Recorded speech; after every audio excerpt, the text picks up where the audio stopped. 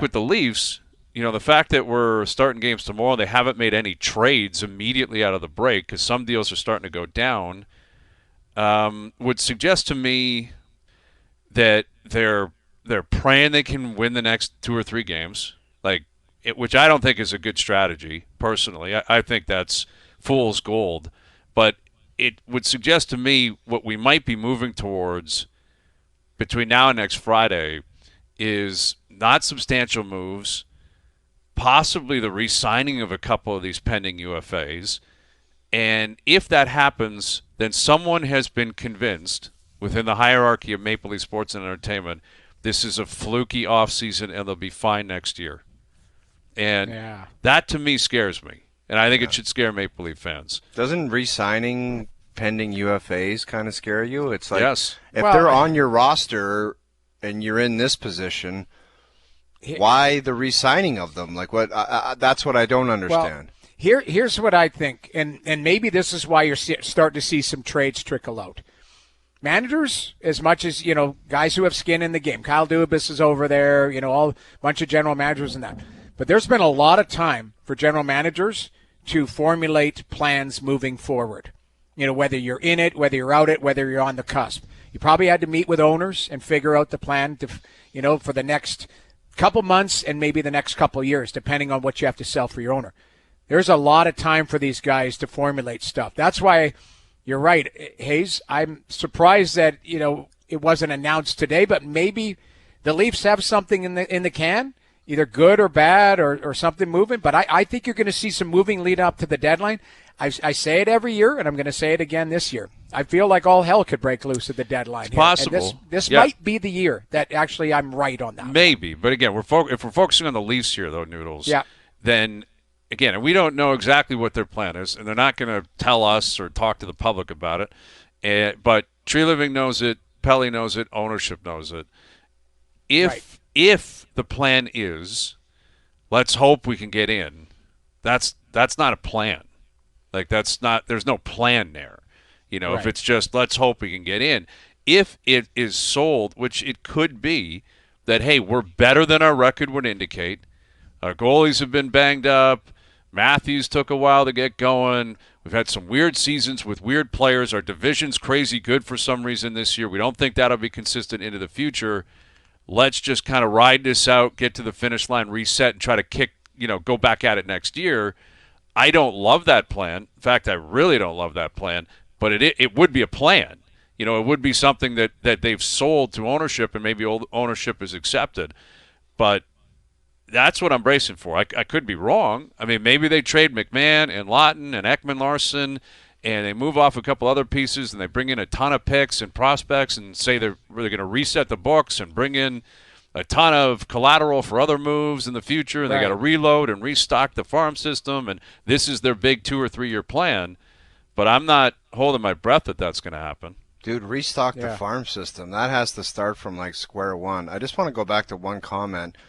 I just don't understand what expertise Keith Pelley has in assessing this organization as a hockey team to say, are you telling me he's going to dictate which avenue? Well, that's his role. I think he's you have the to trust. But what does he know about boss? I know, but what does he know about what direction a hockey team should go in? I just don't understand how he has expertise in that. He doesn't. The answer is he doesn't know, but it doesn't matter. He's the I guy get who it. makes So the call. so somebody just gets pulled in from a European golf tour, and he's an expert on which direction a hockey team should go in. I think his job. I find that confusing. I'm not going to lie to you. I find it confusing. His job is the business side. What you need to do is trust your workers. That's the biggest thing. You need to trust your workers. Okay, then it's Tree's decision to decide what to do with the hockey team. It should be Tree's decision. He's the general manager. Now, in previous years, it had to go up the chain to Brendan Shanahan, who took it to the board and all of that. Now that avenue is gone. I would imagine, Tree goes to Keith Pelley and says, this is what I'm doing. And Keith Pelley goes, you're the hockey guy, have at it. And if I don't like what I'm seeing, I'm going to head in a different direction. But that's Keith Pelley, that layer is gone, and that's what people were talking about is I understand the move, but what they did is take a really smart hockey person out of the room in Brendan Shanahan. Maybe they'll replace him. MLSE has nothing but money, and they spend a ton of money. So at some point, I do believe maybe that role will be filled. But right now, I believe the chain of command is it's what Brad Treliving to Keith Pelley to Edward Rogers. Yeah. Right? Yeah. That's a chain of command. For sure. And I mean, I don't, to be fair to Keith Pelley, I don't think he's in there saying, well, here, I think Bobby McMahon should be traded here. Like, he's not doing that. But he is heavily involved. He's on the record saying that. He is on the record with us on our show. Yes. When we were at the Argo game, he's like, I talked to Brad and Craig every day. He said he talks to the coach all the time, which is not a line of communication I was familiar with in the past. The president CEO calling up Mike Babcock, 7 years ago and asking about things. But when I say it's his call, I mean he is Treliving's boss. Treliving has to sell it to him, sell him the plan. And ostensibly, Pelley could say, I don't like that plan. Right? Like, that doesn't mean he's going to be in on the X's and O's of exactly what the details are. But I guess what I'm saying is the more larger picture and the larger plan. If Treliving goes to him, for instance, and goes, let's go the other way. We're not good enough. It's going to take me 2 or 3 years. I got to trade this guy, that guy, this guy, that guy. I'm going to redo this. I'm going to redo that. I'm going to get a new coach in the summer. That's my plan. Pelley may say, I don't like that plan. That's not going to work. Go come up with a new plan. Right. And guess what has to happen then? He's got to come up with a new plan, or he can quit. Like, that's the way it goes, So that's his role in it, and obviously Rogers' role in it. Ideally, it plays out the way Noodles just said. Hey, you're the guy. You go figure it out. And if you get it wrong, you're gone. And Treliving understands that. You have to Everyone trust gets your that. workers. Yeah, absolutely. You got to. And I would have to believe Pelley does. To believe he does. But he's the guy you gotta sell. Yeah, you got to impress or whatever. Yeah. The word is, and again, keep in mind, Keith Pelley has a boss as well, and he's got to take that up the chain. And maybe the boss has, a drinking buddy that gets in his ear and says, you got to do this, and he sends it down. Like, keep in mind, we've heard stranger things with the chain of command. You hear it all the time where Daryl Cates in Edmonton wanted to do something, or it's Jerry Jones. How many times? Jerry Jones is in the room. He does make all the moves. Exactly. What the hell did he know about football when he bought the team? But he's the owner, so he gets to make the call. The reason I think the Stan Pat theory is possible is because of the Blue Jays' recent history. And obviously Shapiro has Rogers' ear, as he should right now. Yeah. And Mark sold him for years when Rome was burning. Be patient. Don't get rid of people. Let me do this. Let me figure this out. I'm keeping Ross. I'm keeping John. I'm not trading Vladdy. I'm not, and guess what happened? They won 94 games the next year and went to Game 7 of the World Series. Yeah. So if I'm Treliving, if I'm playing the role of him and I'm thinking, hey, man, I might be on thin ice, I'm probably selling that pretty harsh. I'm probably selling it pretty significantly. Hey, remember the Jays 2 years ago? That can be us next year. Give me a chance to just retool here, figure things out. We'll be fine. It's probably something that would land pretty well with ownership. I also think, though, the role of a manager, you have to be selfless, too, because you have to think what's best for the organization. You think they do that, though, Noodles? Really? I don't know, man. Like, I How many guys say, I won't be here anyway when that thing is blowing up? But, don't you want to at least leave the organization? If you do, but don't you want to take care of the organization and have the best path forward, whether you see it through or not? Because how many times did people say, well, that was AA's team here in Toronto, like he was willed. Nick Nurse took over for Dwayne Casey. You see all these things, right? Like, sometimes a manager or a coach or whatever doesn't get to finish off the job that they started, but they help the process along.